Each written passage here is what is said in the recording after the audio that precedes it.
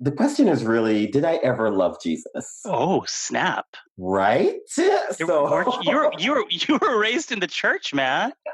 but yeah, raised in the church doesn't mean that I love Jesus. I think that really and truly, if I were to really kind of think about it, I was never a believer at the Hmm. core. I think I was involved in a lot of performative Christianity. Well, hello, and welcome to our very first episode of Church for Atheists podcast. I'm Kumar Dixit, and I'm an ordained minister of an evangelical church that will go unnamed.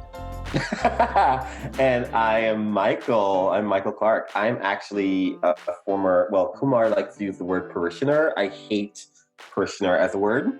A church attendant, I would prefer to say.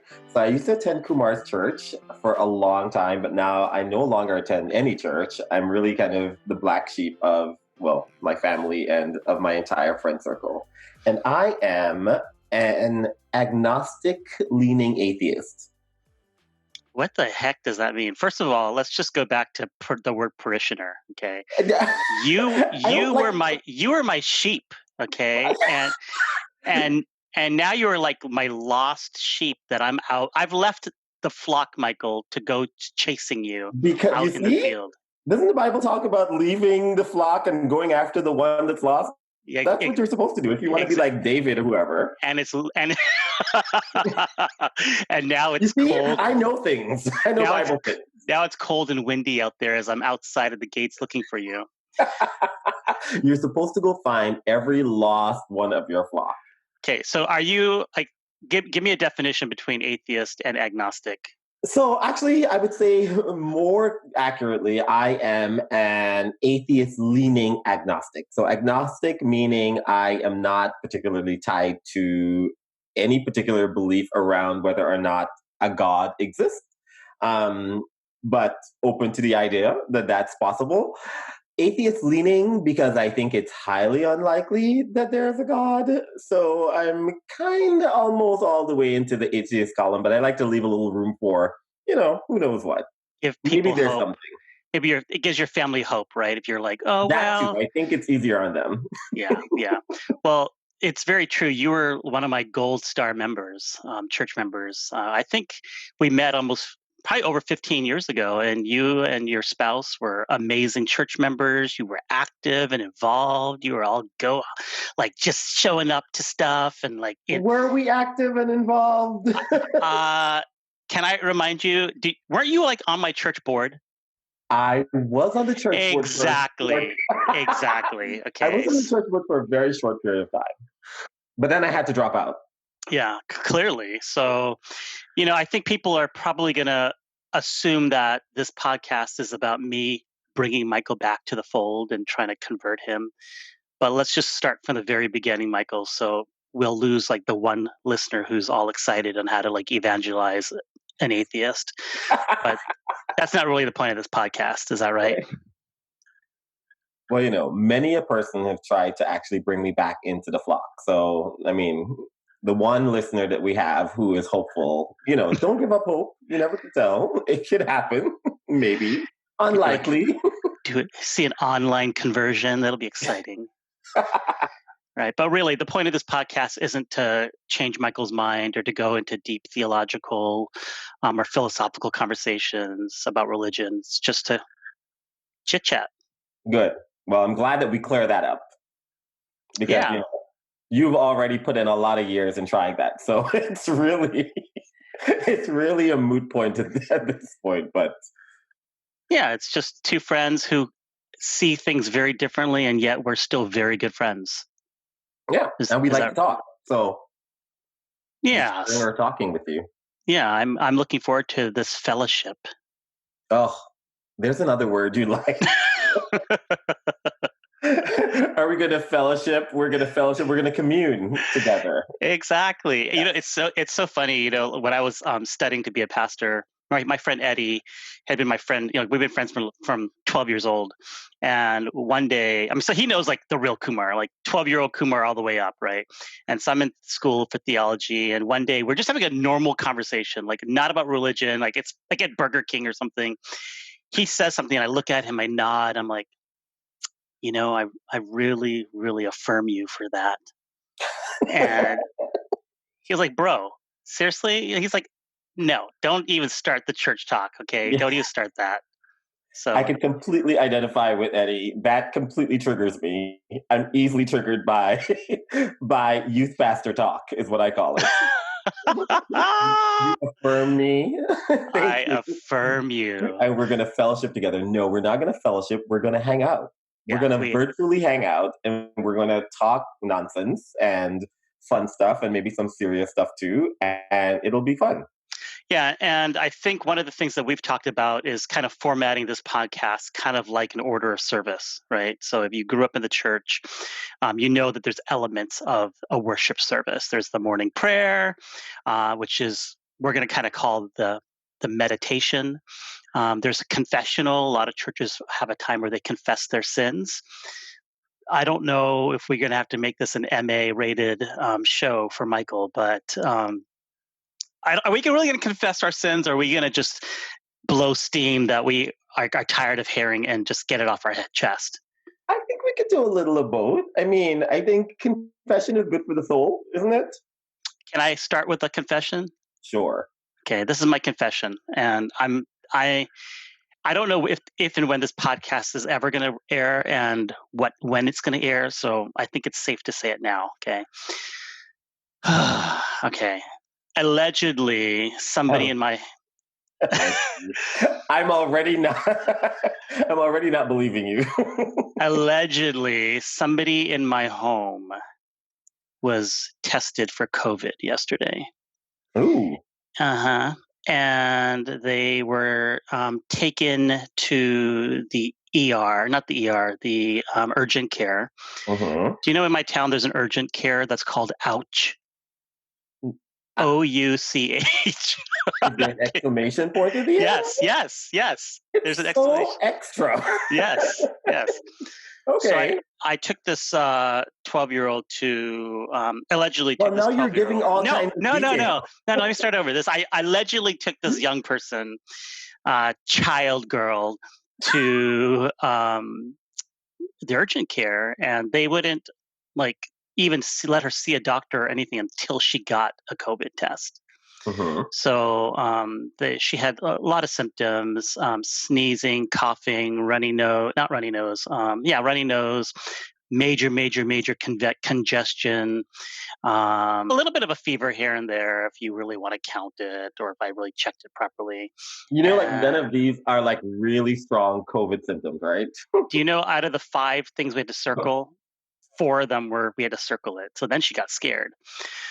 So anywho, here's my confession. My confession is we could possibly have a COVID patient in our house. Unlikely, but we could. So do I have to like now start telling everybody around us? Like we've canceled our whole weekend plans. We have people coming over tonight. It's canceled. We were going to go do a drive-by birthday party tomorrow. It's canceled. But do I have I have a friend coming over tomorrow morning to help me like trim some trees, like because I Yes. may be exposed. No. Do you know what I mean? Yes. I The have to answer is tell. yes.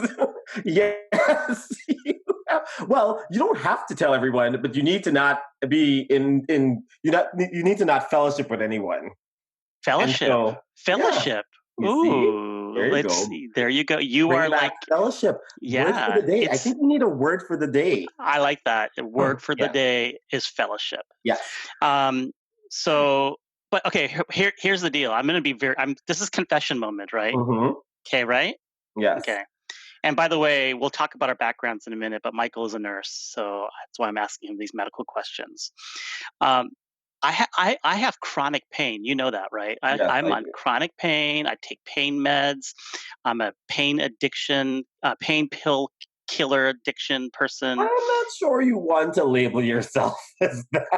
I love I mean, NSAIDs. you do also you like some acupuncture. Yeah, so this is what my point is. My body is erect. So I Yes, finally got my it is. It acupuncturist. doesn't look great either. You guys can't see, but his body is erect. But uh, that's an aside. is my body? Did you say wrecked or erect? Well, you tell me if it's erect. I don't know. I said So it A wreck. A wreck. Okay. Yeah. I heard a But wreck. I had that effect on people, so Yeah, maybe it's that true. exactly. So, okay, I finally get in to see my acupuncturist yesterday. My body's wrecked, and she's like finally seeing patients in the office. She's going to do cupping, she's going to do needling, she's going to do she'll do gua sha, Hold full on. works, Can we bro. pause for a second and rewind to the cupping? Because the last time you did cupping, it was super gross. It does leave marks. It Yes. does leave marks, but it feels good. And so I called her like a half an hour before, and I was like, "Yo, I just want to be honest with you. I did take my daughter this afternoon to go get a COVID test, and I don't want you to feel uncomfortable." And she was like, "Thank you so much for telling me. That's really, really like the right thing to do. And yes, I'm going to cancel your appointment." You see, that's why you need to tell people. No, I don't tell people because then I'm not going to get and now I'm in pain. Hold on. Exactly. And you suck your pain up on your own. So, first of all, let's go back. So, we're in the middle of a pandemic. Not sure when you're listening to this. So, who knows? It could be years from now that somebody's listening to this recording. And I will not be on the record as a nurse, not telling you that obviously you need to physically distance from people if you're exposed to somebody who is what we would call a person under investigation, a PUI. Oh, PUI. I like Yeah, that. you have a PUI in your house. So Oh until you get my. results back, Okay. you should not be exposing anyone else to your potential COVID-19. Now let's say this alleged child girl Mhm. is COVID positive. Yes. Should I get tested as well? I mean, sure, why not? I mean, they're How's that for a good medical answer? So, I mean, I'm pretty sure that there's no need to really get tested in your case unless you're having symptoms and unless your symptoms actually get really bad. Because at the end of the day, treatment wise, there's nothing that we would do for you medically unless you were having significant symptoms. So, okay, but here's my point. If I get tested and mhm, I'm COVID positive yes, and I'm asymptomatic, yeah. that means like for the next year, I don't have to wear a mask because I've already got it. I'm not going to get it again. Who told you that? Where are you getting this propaganda? We Rip, don't rip, know how long immunity lasts and if there's even any immunity that people get or if you could get it twice. Have my you ever two, gotten the flu twice in one season? no, You actually, haven't? Well, that no. happens all the time. My my two Republican friends on Facebook say that you can't get it twice. You have a whole two Republican friends on I Facebook. do. That's a whole different show because it's I know. ridiculous. Do I know them? Like, thank God, no. But why are they all in Florida? And they don't even know each other, but they're all like in Florida.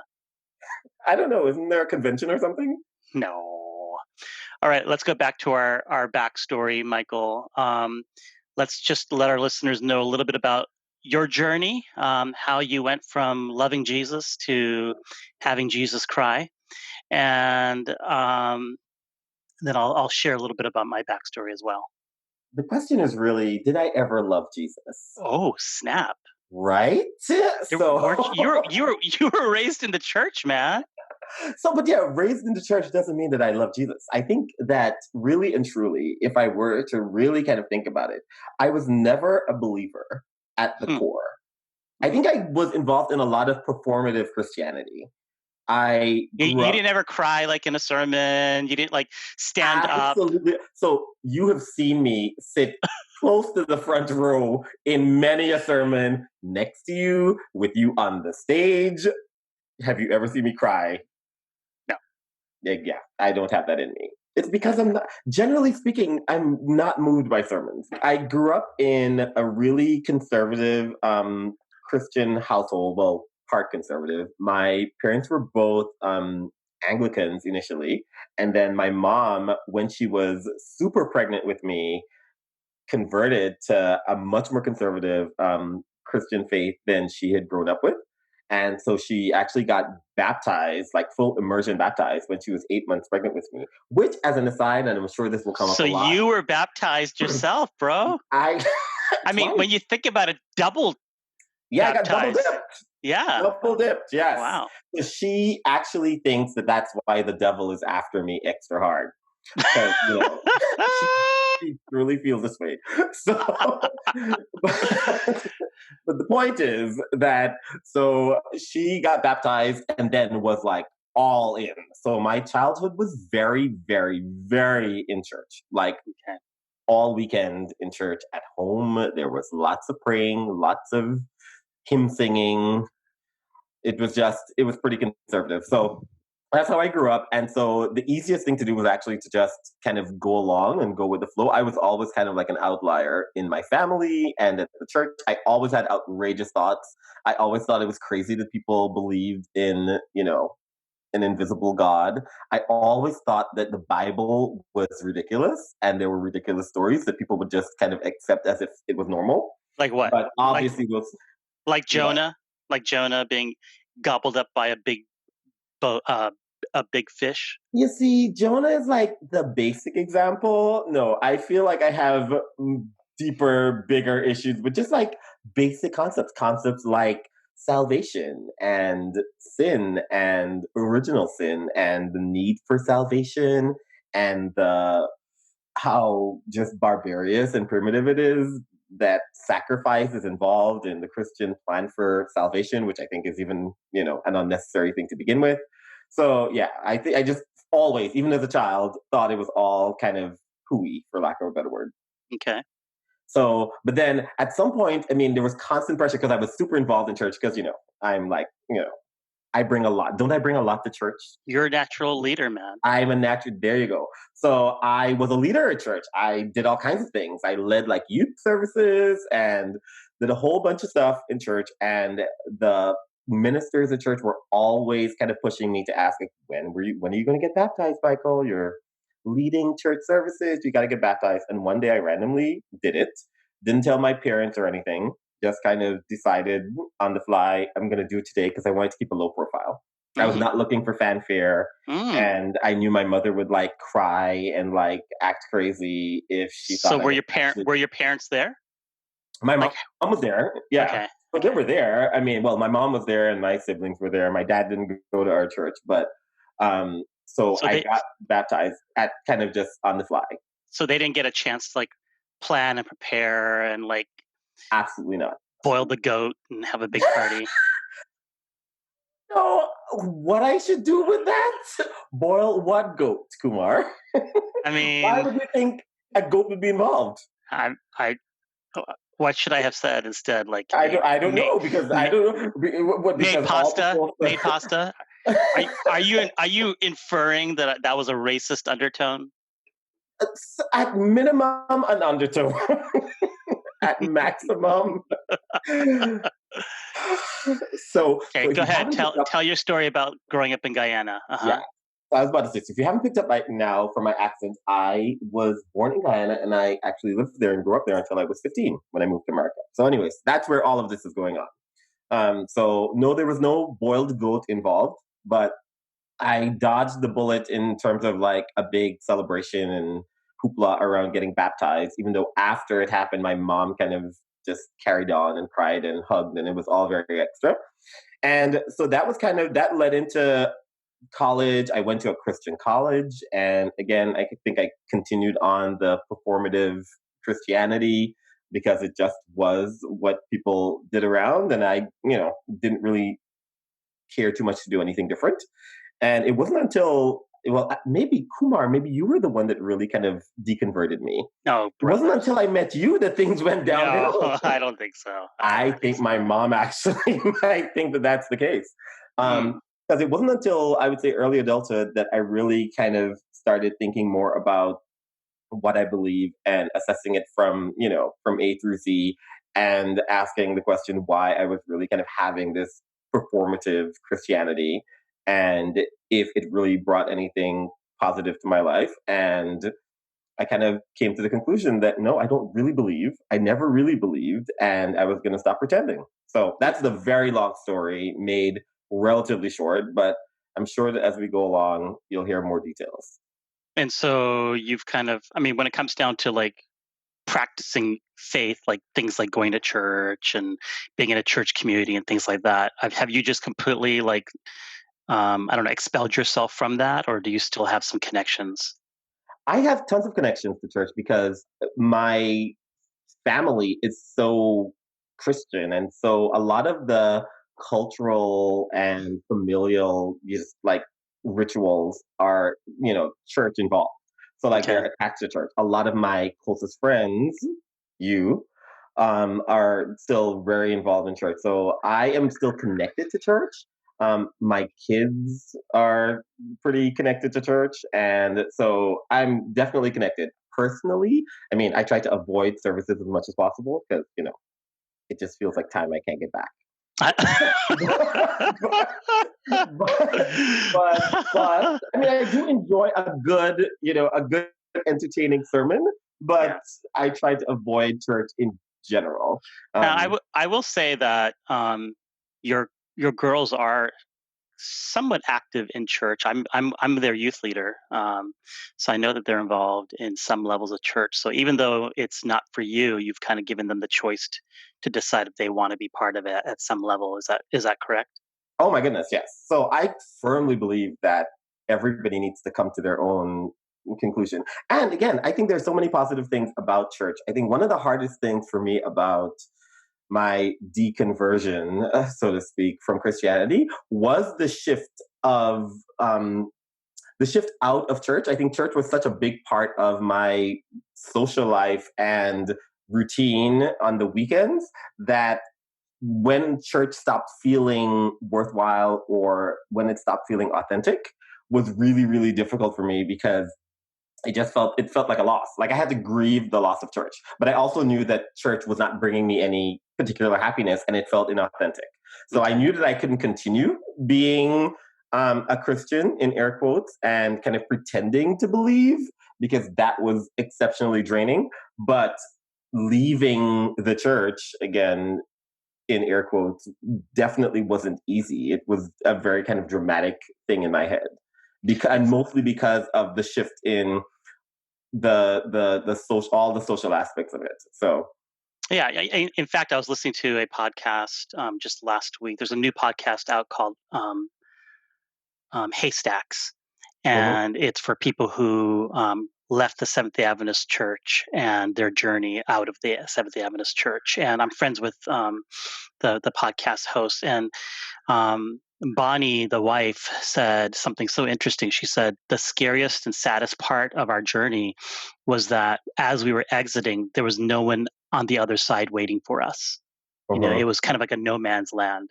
They just knew it was time to go, but they had no idea what was on the other side of the road. And I think that's takes a tremendous amount of courage for people like them and you, who kind of just realize this isn't right for me, and I don't know what it. Do you ever watch the movie The Truman Show? Yeah, mhm, So I always think of that, like that moment where he's like in the boat and he comes to the very end of like the green screen yeah, and is like, "What's after this?" yes. And that's kind of like what I'm hearing you say is it's a very difficult journey to like leave something that you grew up in, and it's also very lonely, but Mhm. it's also just a courageous thing. I think that's what I want to say to you too.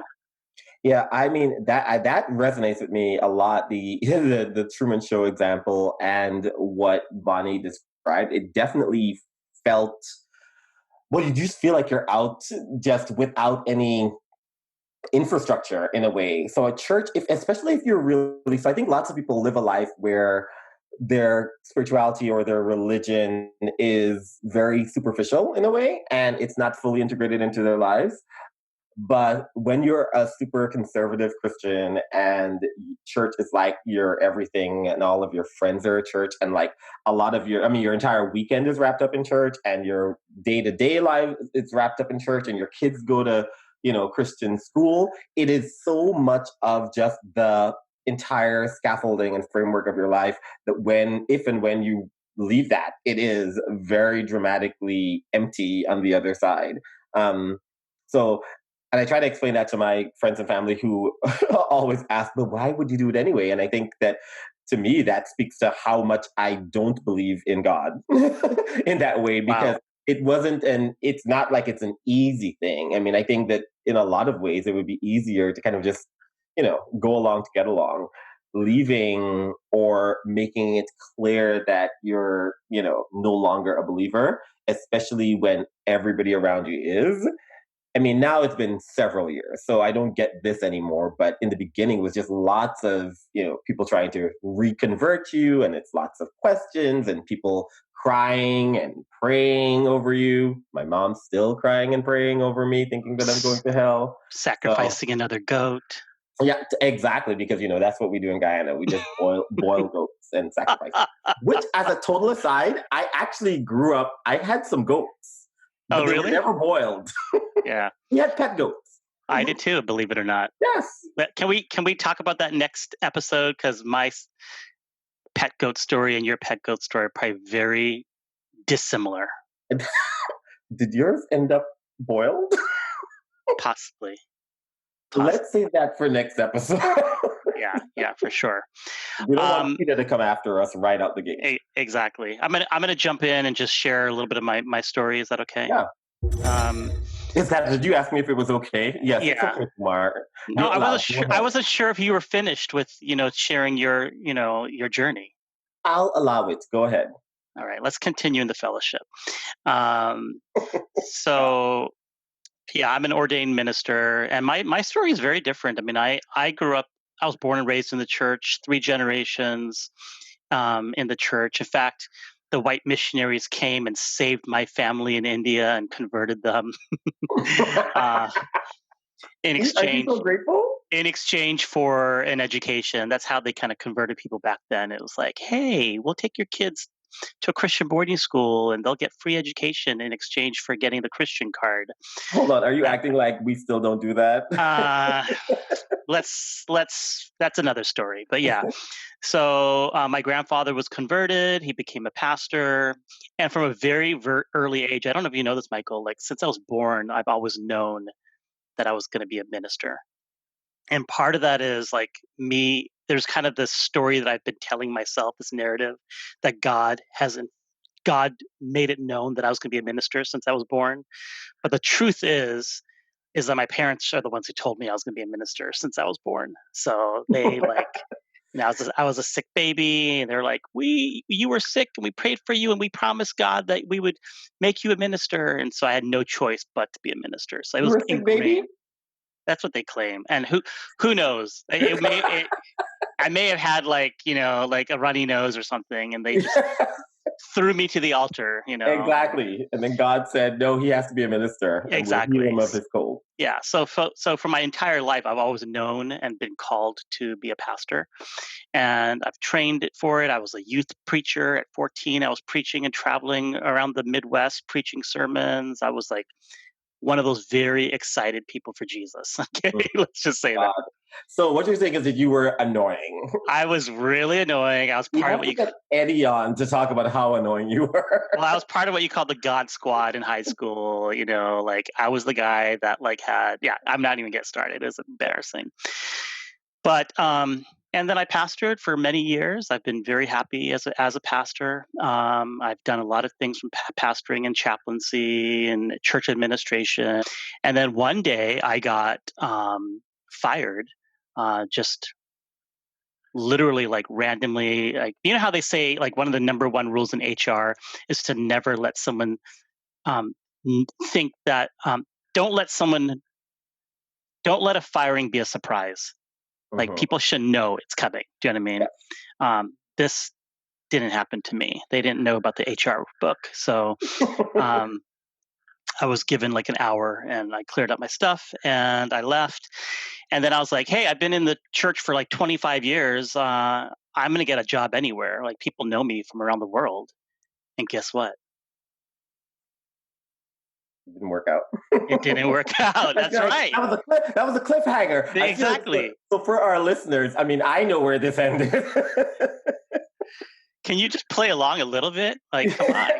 Was playing along. Oh my goodness. So, Life is about authenticity. yeah, so no job, nothing, and I was like, "Whoa, what in the world?" And so I had a real kind of come to Jesus experience, and my long end of the story is basically I realized that I was called to be a pastor, but not necessarily within a prescribed church or denomination. At least for this season of my life, like I feel like God is calling me to encourage people, to help them, lead them to Him, and give them encouragement and experience God's love. But I don't really need the structure of a denomination, especially if they don't want me. You know, Yeah, like that I makes it hate difficult. I hate you too. So Exactly. I didn't want you anyway. exactly, I never liked you. So I as a profession, I am a professional chaplain, and I work in a hospice, and I'm also a grief counselor. And I love it. It's an entirely new shift in career for me. I also started a new ministry called Concierge Minister. Do you know about this, Michael? I do know about this. Okay, so Tell me Concierge Minister, and the tagline is the pastor you've always wanted without the church. Um, And I sent it to some friends of mine to look at my website, and one of them was like, "Wow, that's really arrogant to assume that you're the one and only pastor people want without the church." And I was like, "Okay, I didn't mean it that way, but no, really? I think it's perfectly appropriate. Okay, okay, And I well, think that's people need it. yeah." So for me, it's like just getting rid of all the church junk, all the meetings, all the committee on the carpet color, and just stupid stuff that we do in church, and just really focus on helping people grow towards God.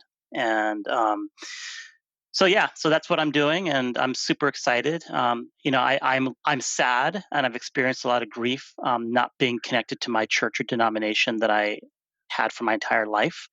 But at the same time, I also feel like I'm able to connect and reach people in a way that I never could, because I was kind of held down by a lot of boundaries and rules. And I think people will kind of know that I tend to lean left and be more progressive in my Christian walk with God. And so there wasn't enough room or space at the table in my church, at least for right now, for me to have a place. So that's really interesting. Do you think that you have like grown any or changed much since leaving the formal structure of a church? Absolutely. Absolutely. And I don't even know if it's the word would be change. It would be almost like all the bars that were holding me in, just the institutional bars that you just kind of know you shouldn't talk about, or things that you can't agree with publicly, or I've just kind of been like, you know what, this is who I am, and take it or leave it. And I just feel a lot more freedom to really express the way I believe God loves people.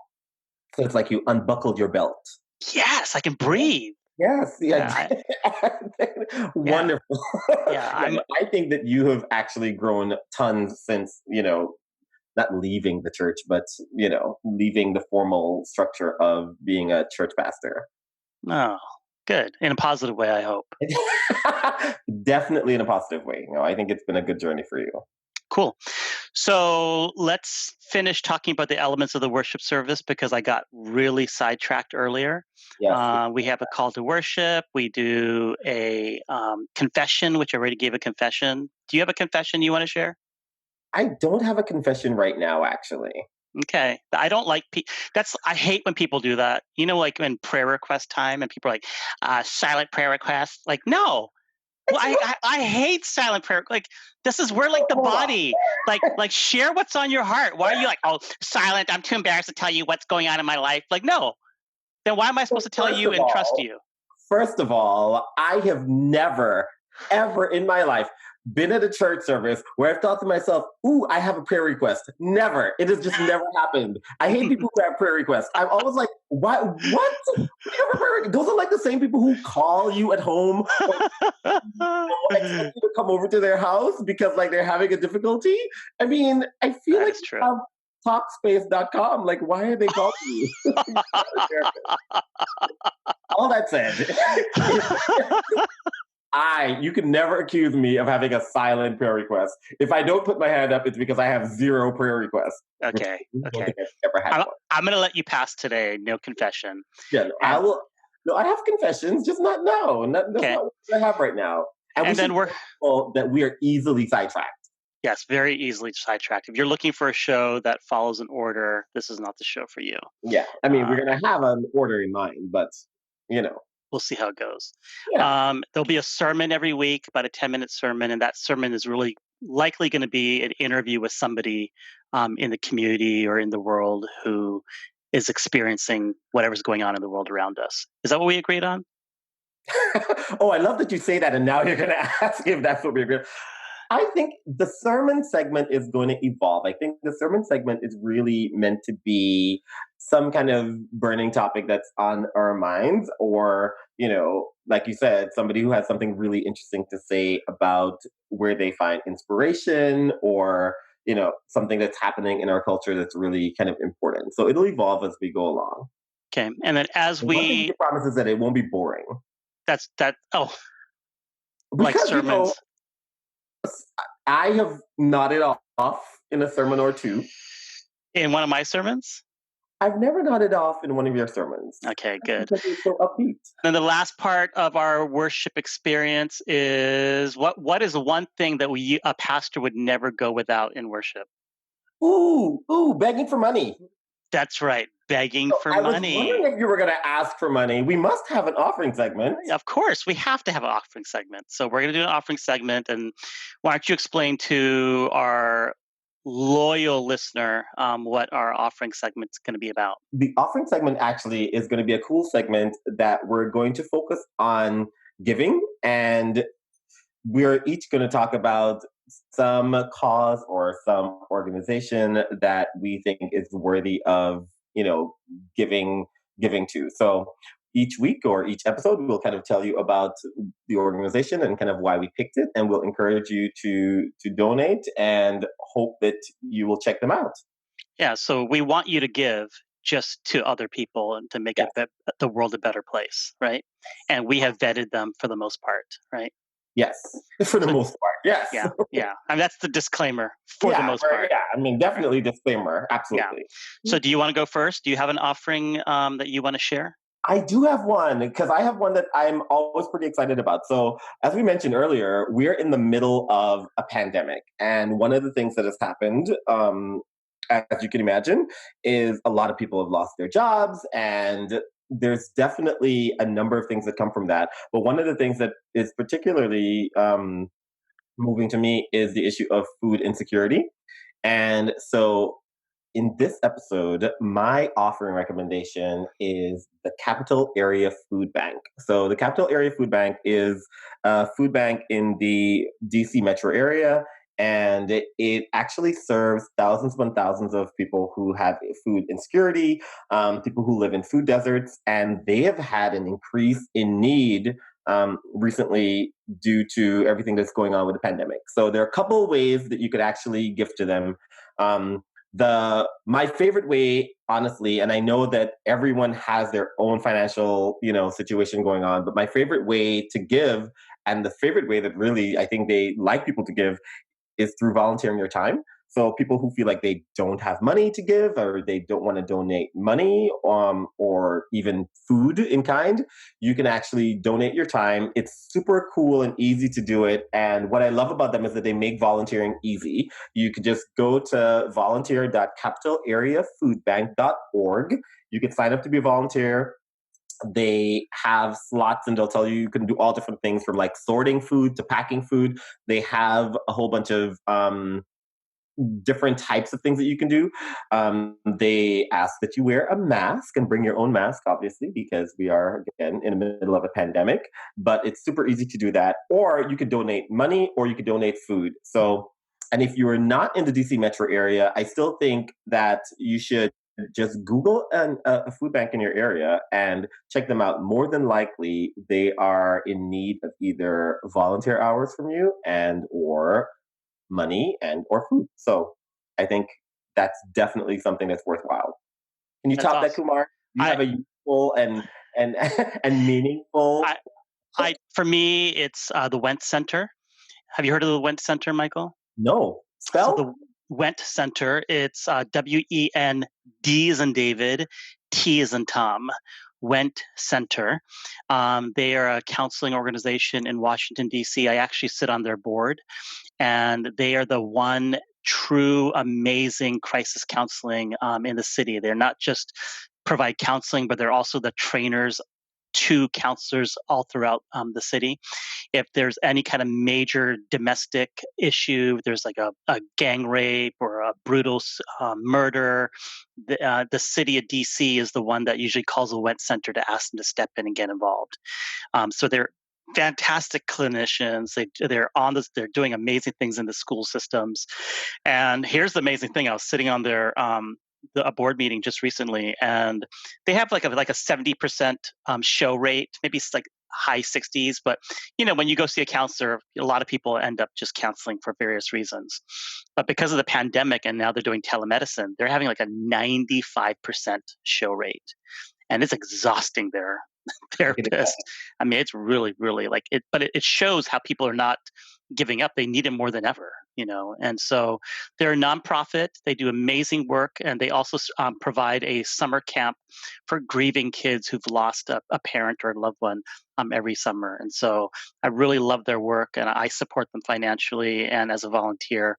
And you can check them out at wentcenter.org, and I'll put their information on the show notes as well.